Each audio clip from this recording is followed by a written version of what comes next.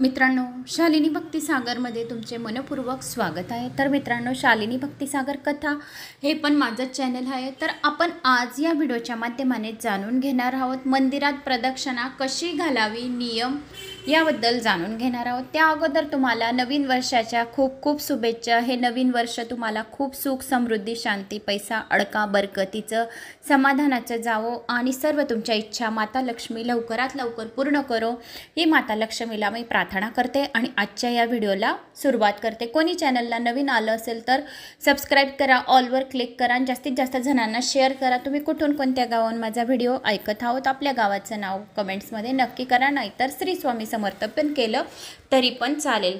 श्री अवधूत चिंतन, श्री गुरुदेव दत्त, श्री स्वामी समर्थ। मित्रांनो, तर मंदिरात प्रदक्षिणा कशी घालावी? जेव्हा आपण मंदिरात जातो तेव्हा आपण देवाला प्रदक्षिणा घालतो, परंतु मूर्तीला प्रदक्षिणा का घातली जाते याचा आपण कधी विचार केला आहे? धर्मग्रंथात असे लिहिले आहे की ज्या ठिकाणी मूर्तीची प्राण प्रतिष्ठा झाली आहे त्याच्या मध्यबिंदूपासून काही अंतरावर देवी प्रभाव असतो। जेव्हा तो जवळ असताना अधिक गहिरा व दूर गेल्यावर कमी होतो। म्हणूनच मूर्तीला प्रदक्षिणा घातल्याने दिव्य सामर्थ्यांचा ज्योतिमंडलातून निघणाऱ्या तेजाची प्राप्ती होते आणि आपल्या मनातल्या सर्व इच्छा लवकर पूर्ण व्हायला मदत होते आणि या तेजाच्या प्रभावामुळे तुम्हाला एक विशेष प्रकारची दैविक शक्ती प्राप्त होते आणि आपण जे बोलतो त्या देवी समोर ती इच्छा आपली लवकरात लवकर पूर्ण व्हायला मदत होते। अशी ऊर्जा जी आपल्याला सर्व प्रकारच्या नकारात्मक प्रभावापासून दूर ठेवते आणि कोणाची नजर लागली असेल तर त्याच्यापासून पण आपल्याला दूर ठेवते। जेव्हा आपण मंदिरात जातो तेव्हा आपण देवाला प्रदक्षिणा घालतो, परंतु मूर्तीला प्रदक्षिणा का घातली जाते याचा आपण कधी विचार केला आहे? धर्मग्रंथात असे लिहिले आहे की ज्या ठिकाणी मूर्तीची प्राण प्रतिष्ठा झालेली आहे ती मूर्ती साक्षात विराजमान असते आणि ज्या वेळेस आपल्या तोंडातून जे शब्द आपण आपल्या मुला नवऱ्यांच्यासाठी या मुलींसाठी जे काही आपण मागतो त्यावेळेस साक्षात माता राणी विराजमान राहतात। या जो देवाचे देव असो, देवी असो, मूर्ती असो, तर ते साक्षात आपण ज्या वेळेस काही बोलतो तर ते आपल्या इच्छा म्हणजे सरस्वती माता विराजमान होऊन जाते आपल्या तोंडावर, आपल्या जिभेवर, म्हणून आपल्या इच्छा लवकरात लवकर पूर्ण व्हायला मदत होते। मंदिरात प्रदक्षिणा घालण्याचा हा फायदा आहे, म्हणजे पॉझिटिव्ह ऊर्जा, सकारात्मक ऊर्जा त्या मूर्तीमध्ये आणि मध्यभागी जो केंद्रबिंदू आहे देवांच्या या देवीचा, तर तो अट्रॅक्टिव्ह होऊन याने लवकर आपली जी पॉझिटिव्ह ऊर्जा आहे ती शक्ती ओढण्याची त्यावेळेस क्षमता जास्त असते। म्हणून मंदिरात ज्या वेळेस आपण जातो मूर्तीच्या समोर प्रदक्षिणा घालतो तर आपल्या इच्छा लवकरात लवकर पूर्ण व्हायला मदत होते। याचा अर्थ हा आहे आणि निगेटिव्ह ऊर्जा आपल्या शरीरातून पूर्ण बाहेर चालली जाते। तर प्रदक्षिणा कशी घालावी? प्रदक्षिणा कशी घालतात? शास्त्रात असे सांगितले गेले आहे की देव मूर्तींची प्रदक्षिणा नेहमी उजव्या बाजूपासून सुरू केली पाहिजे, कारण देवी शक्तीच्या आभामंडळाची गती दक्षिणावर्ती असते। डाव्या बाजूने फिरत असताना दिव्य शक्तीचा खगोलीय क्षेत्राची हालचाल आणि आपल्यामध्ये असलेल्या देवी अणुत एक टक्कर होते, ज्यामुळे आपले तेज नष्ट होते। न कळत उलटी प्रदक्षिणा घालण्याचे दुष्परिणाम सहन करावे लागतात। तर लक्षात ठेवा की प्रदक्षिणा नेहमी मूर्तीच्या उजव्या बाजूने सुरू होते। कोणत्या देवाला किती प्रदक्षिणा घालाव्या? साधारणपणे सर्व देवतांना एकच प्रदक्षिणा घालतात, परंतु शास्त्रानुसार वेगवेगळ्या देवतांसाठी वेगवेगळ्या प्रदक्षिणा सांगितल्या गेल्या आहेत। या संदर्भात शास्त्रात असे म्हटले आहे की ईश्वराभोवती प्रदक्षिणा घातल्याने अक्षय पुण्याची प्राप्ती होते।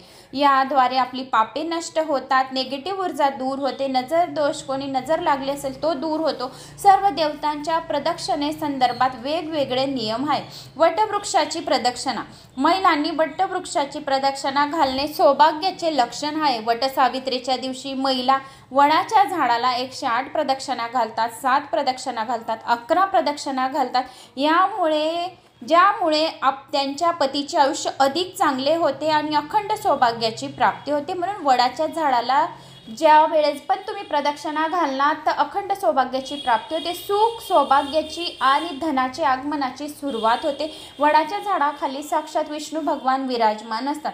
भगवान शिव आणि माता दुर्गाची प्रदक्षिणा कशी घालायची? शंकराला अर्धीच प्रदक्षिणा घालतात, शंकराची प्रदक्षिणा घातल्याने वाईट विचार आणि वाईट रात्रीच्या वाईट स्वप्न नष्ट होतात आणि मनात काही वाईट विचार येत नाही, म्हणून शंकराला अर्धीच प्रदक्षिणा घातली जाते.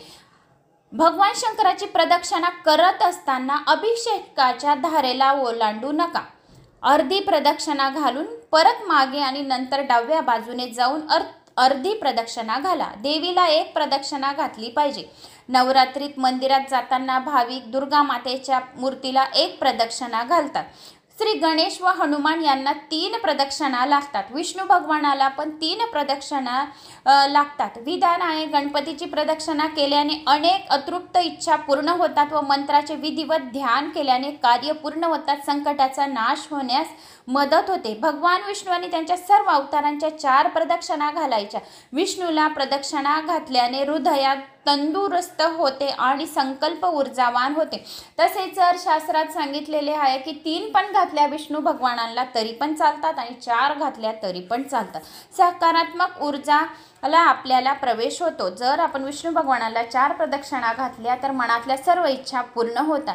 सूर्य मंदिराची प्रदक्षिणा कशी घालावी? सूर्य मंदिराला 7 प्रदक्षिणा घातल्याने मन पवित्र आणि आनंदाने भरतं आणि आपला मान सन्मान प्रतिष्ठेत वाढ होतो.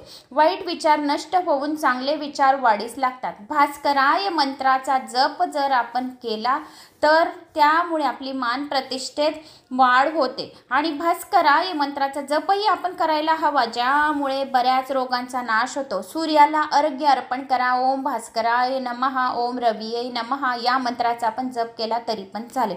जप करत प्रदक्षिणा घालणे शास्त्रांमध्ये सर्व उत्तम मानले जाते. यामुळे आपल्या सर्वांना समाजात मान, प्रतिष्ठा, आरोग्य आणि आनंदाची प्राप्ती होते.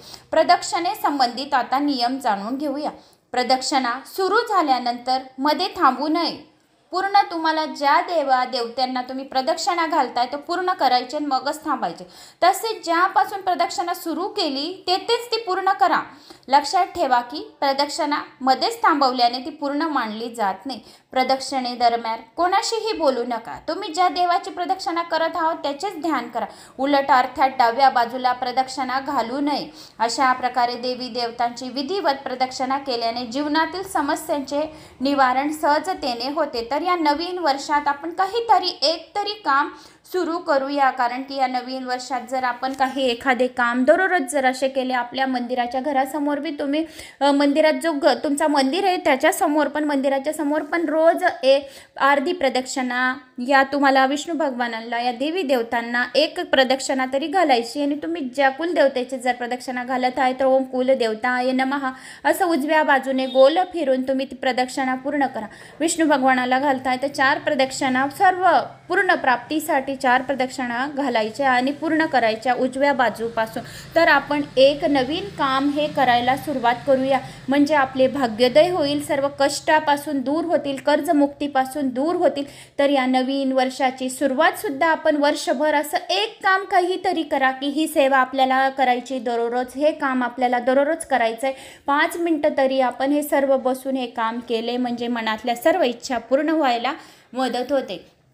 तर मित्रांनो, मला अशी आशा आहे की तुम्हाला हा माझा व्हिडिओ आवडला असेल. आवडल्यास एक लाईक, चॅनलला सबस्क्राईब करा आणि जास्तीत जास्त जणांना शेअर करा. आणि तुम्ही कुठून कोणत्या गावाहून माझा हा व्हिडिओ ऐकत आहोत तर आपल्या गावाचं नाव पण केलं तरी पण चालेल. श्री स्वामी समर्थ. जय श्री महाकाल.